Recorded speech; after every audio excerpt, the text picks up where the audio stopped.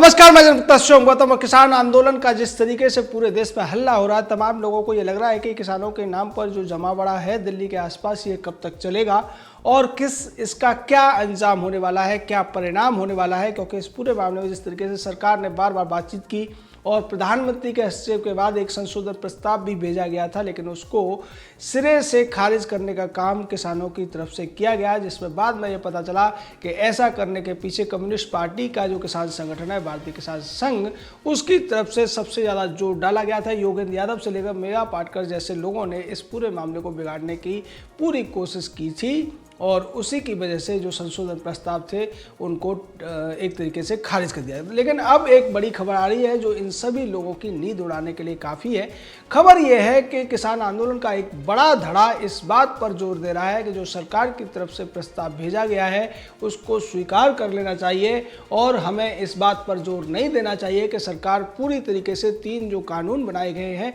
उनको रद्द करे।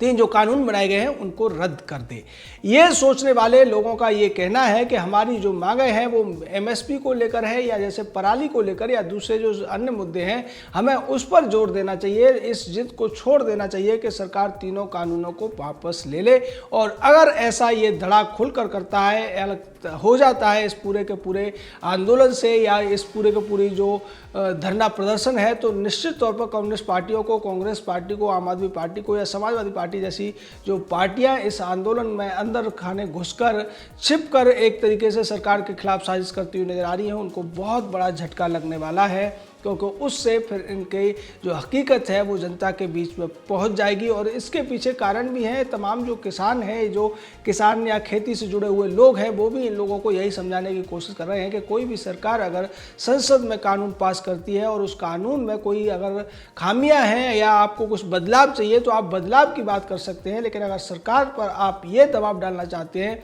कि वो उन कानूनों को पूरी तरीके से वापस ले ले, तो एक तरीके से ये किसी भी सरकार के लिए बहुत बड़ी हार के तौर पर देखा जाता है। और यही टेक्निकल वजह है। संवैधानिक तौर पर कानून बनाने का जो काम है संसद को है, सरकार को है। और अगर आप उस अधिकार को उनसे छीनने की कोशिश करेंगे या ये करने की कोशिश करेंगे कि भीड़ के दबाव में या प्रदर्शनकारियों के दबाव में ऐसा किया जा सकता है, तो निश्चित तौर पर देश में तमाम ऐसे अन्य कानून हैं जो संसद से पास किए गए हैं, सरकार द्वारा बनाए गए हैं, और उसको खिलाफ अगर बहुत बड़ी भीड़ खड़ी हो जाती है क्या फिर उन सभी कानूनों को रद्द किया जाएगा। जैसे कि उससे पहले भी बात चल रही है, यूसीसी की बात है, यूनिफॉर्म सिविल कोड की बात है, या इस तरीके के दूसरे कानून है। क्या एक बड़ी भीड़ इकट्ठा होकर उस तरीके के कानूनों को पास करा सकती है, या फिर जो दूसरे कानून चल रहे हैं उन कानूनों के खिलाफ कोई बड़ी भीड़ इकट्ठा हो जाती है और वो सरकार पर दबाव डाल के उन कानूनों को रद्द करा सकती है। अगर ऐसा होना शुरू हो जाएगा तो निश्चित तौर पर जो संवैधानिक तौर पर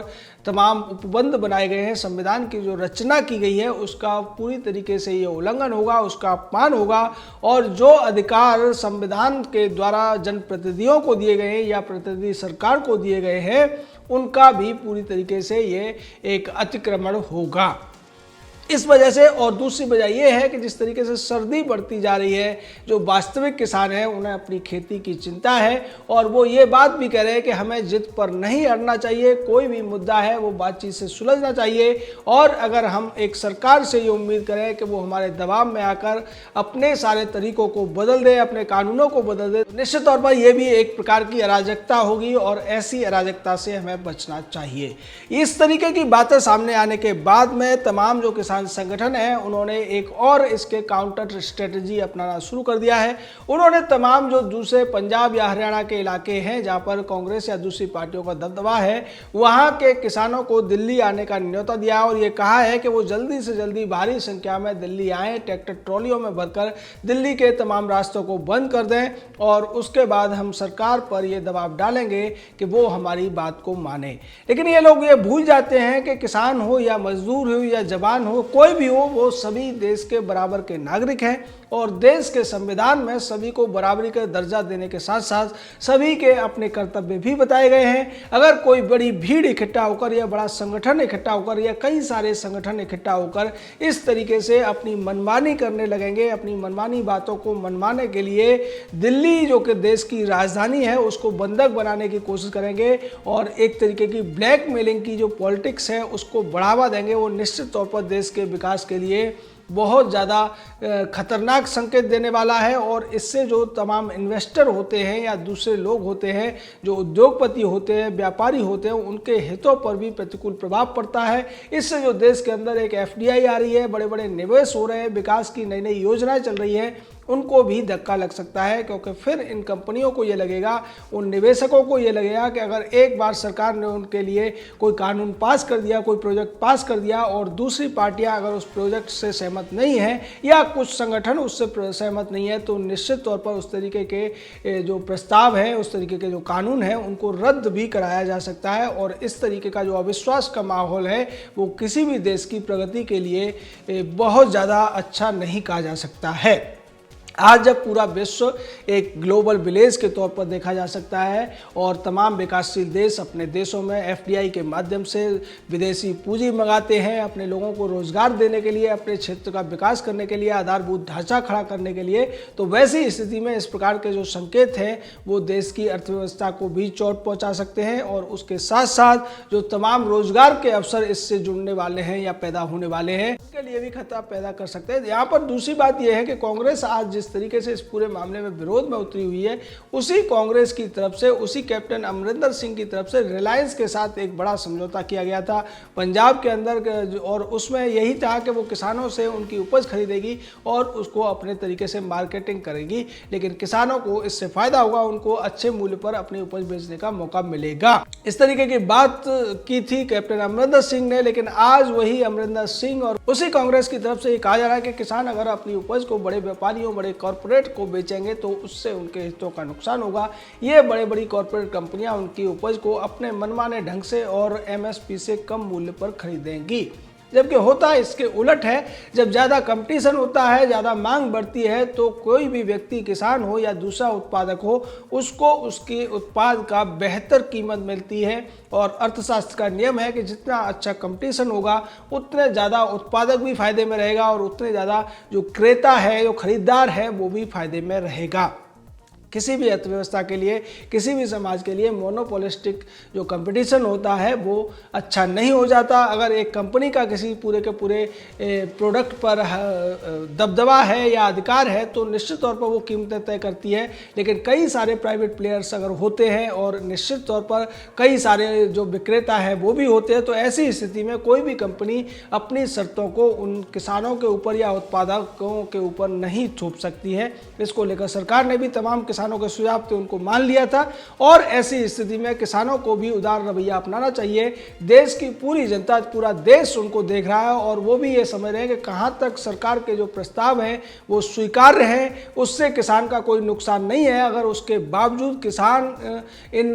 वामपंथी और कांग्रेस या दूसरी पार्टियों के बहकावे में आकर इस तरीके से इस पूरे मामले में अड़ियल रवैया अपनाएंगे तो इससे देश का फायदा नहीं होने वाला है और ना ही इन किसानों का कोई फायदा होने वाला है। दूसरी तरफ इस किसान आंदोलन को लेकर एक बड़ी खबर सऊदी अरब से भी है। सऊदी अरब में भारतीय सरकार के खिलाफ इन किसान आंदोलनों को लेकर जिस तरीके से प्रदर्शन करने की कोशिश की गई थी, उसके बाद सऊदी सरकार ने एक बड़ा एक्शन लिया है और ऐसे लोगों को भारत वापस भेजने की प्रक्रिया शुरू कर दी है। उनका ये कहना है कि भारत के अंदर जो कुछ चल रहा है वो आपका आंतरिक मामला है और इसको लेकर आप सऊदी अरब में भारत सरकार के खिलाफ कोई प्रदर्शन नहीं कर सकते हैं। निश्चित तौर पर इससे उन लोगों को झटका लगा है जो ये चाहते थे कि इस पूरे के पूरे मामले में विदेशी ताकतों से या फिर विदेश सरकारों से विदेशों में अपने लोगों के द्वारा प्रदर्शन कराकर सरकार पर दबाव डालेंगे, भारत सरकार के खिलाफ कुछ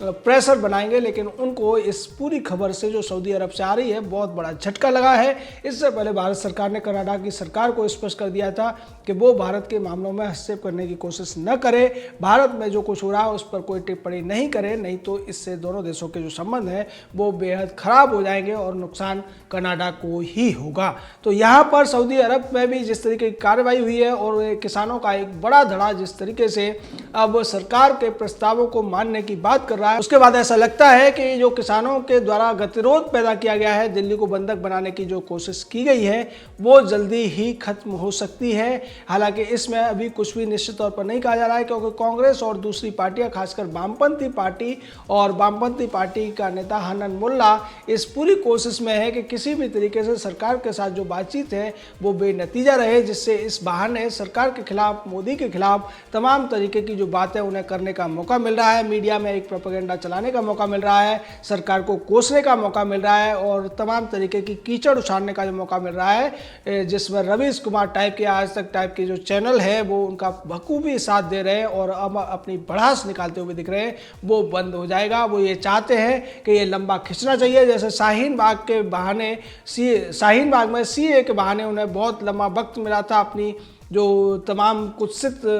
विचारधारा है उसको फैलाने का, उसी तरीके का मौका वो अब किसान आंदोलन के बहाने उठाते हुए दिख रहे हैं। सरकार भी पूरी कोशिश कर रही है कि उनके इन गलत इरादों को, इनके गलत मंसूबों को पूरा न होने दिया जाए। जय हिंद, जय भारत।